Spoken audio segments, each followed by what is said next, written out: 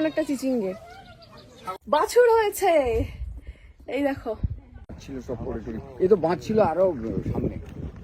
ও মানে এতটা খেয়ে নিয়েছে নদী? ওরে বাবা, জলের স্রোত ছিল, পশু পাখি কিছু উদ্ধার করবো বলে নিজেকে নিজেকে শাড়ি দিয়ে থেকে বেঁধেছিলাম। আইলার সময় কেউ কাউকে সবাই বাঁচতে চায় না। তো আমরা খুব মজা করলাম সারাদিন ধরে। এবারে মামার বাড়িতে এসে আমার খুব একটা ভিডিও করা হয়নি, কারণ মজা করতেই এতটা ব্যস্ত ছিলাম। এতজন বুঝতেই পারছো সকলে যে এত বড় একটা টিম নিয়ে এসেছিলাম। কিন্তু আমি যাওয়ার সময় একটা জিনিস দেখাতে চাই, সেটা হলো যে কালকে রাত্রেবেলা এই গরুর বাছুর হয়েছে।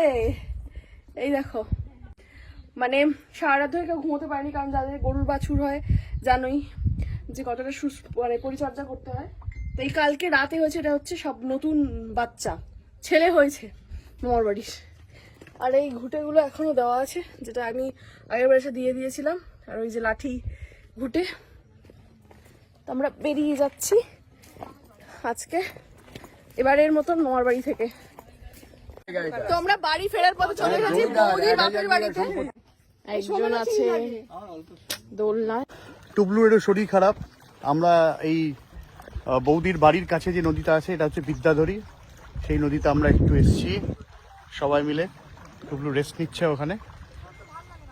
অদ্ভুত সুন্দর একটা ঠান্ডা, প্রচন্ড গরমের মধ্যে হাওয়া। মামা এগুলো কি গাছ গো? বানি গাছ। এগুলো বানি গাছ। হ্যাঁ, আইলার কতটা জল উঠেছিল? আইলা জল বলতে কি, এখন লোকের একতলা বাড়ি পর্যন্ত এই সব পুরো সব ডুবে গেছিল সমস্ত। এইগুলো সব বাঁধ, কংক্রিটের বাঁধ হয়েছে আইলার পরে। আইলার পরে হয়ে হ্যাঁ, পুরো সব ডুবে গেছে। ও আগে বাঁধটা এরকম ছিল? আগে বাঁধ এরকম ছিল না। এই ধারে ধারে যত গাছ ছিল সব পড়ে টড়ে, এ তো বাঁধ ছিল আরো সামনে। ও মানে এতটা খেয়ে নিয়েছে নদী? ওরে বাবা, অনেকটা। অন্তত ওই যে দেখা যাচ্ছে হাফ হাফ, ওটা সরু চর, ওটাতে চর পড়ে, ওটা সুভাষ চর। ওটা সুভাষ চর ওইদিকে? হ্যাঁ, ওইটার নাম দেওয়া হয়েছে সুভাষ চর। আচ্ছা। তো ওই চরটা আগে ছোট ছিল, একুল ভেঙে ওইটা ওইখানে চর পড়েছে, এদিকে এতটা এগিয়ে এসছে পুরো। হ্যাঁ, এই যাদের জমি জমা ছিল সব তো চলে হ্যাঁ, গেছে। সব সব পেয়ে গেছে। সরকারি কিছু টাকাও পেয়েছে ওটা, যাদের খুব রাইতে সম্পত্তি ছিল। নদীর পারে বাস, দুঃখ পারে মাস। যদি ওদিকে একটা চর তৈরি হয়েছে, আবার ওখানে লোক বসতি আছে না এমনি? না না না, পুরো জঙ্গল।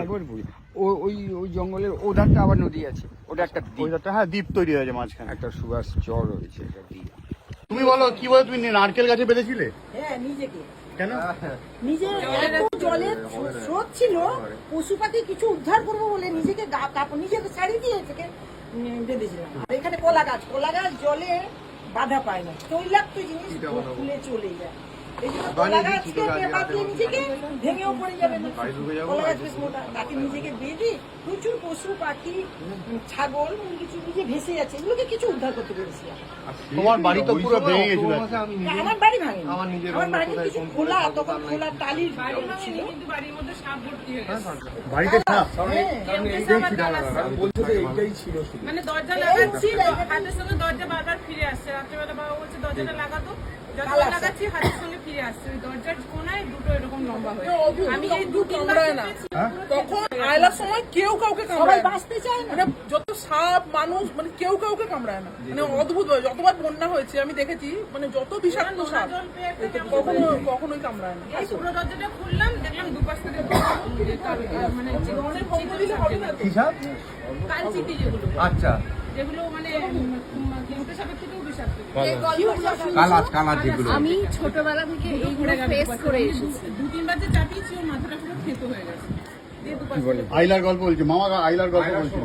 ও এখানে তো ওই খাবার আসতো, ওইখানে যেতাম, এতটা করে জলে ডুবে ডুবে খাবার। আমি বলছি, আমরা যখন ঢুকছি দেখি এ ত্রাণ নিচ্ছে, মানে ওই একে দেখে চিনতে পারছি যে এ আমার বোন। ওরা নৌকায় করে এসছে, আমরা নৌকায় করে ঢুকেছি, মানে তখন পুরো জল জল পুরোটা। সয়াবিন আর ভাত, সয়াবিন আর ভাত।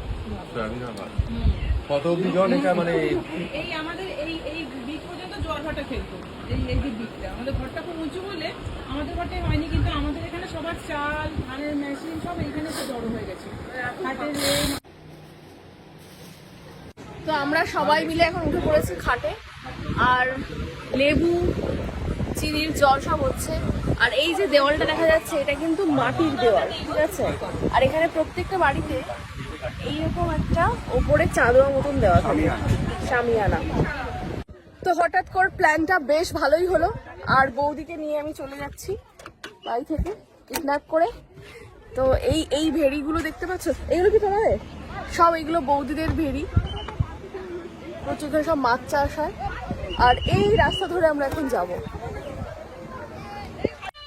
ছোটবেলার জায়গায় আসা মানে সমস্ত পরিচিত সব লোকজন এখানে থাকে। আর এখানে আমি ছোটবেলায় এসেছিলাম, এরা তখন একদম পুচকু পুচকু ছিল, এখন বড় হয়ে গেছে। আর কোথায় গেল বাকি? মা চলে গেছে, দিদা চলে গেছে। দিদা ছিল আর একটু ইয়াং। এখানে যেটা সব থেকে দেখানোর বিষয় সেটা হচ্ছে এই যে কত সুন্দর হয়ে আছে সব চিচিঙ্গে গুলো, কিন্তু তার থেকেও বড় চিচিঙ্গে হচ্ছে এইটা। এই দেখো, একটা মানুষের সমান একটা চিচিঙ্গে। ছাগলটা অর্ধেকটা খেয়ে নিয়েছে, এত বড় চিচিঙ্গে।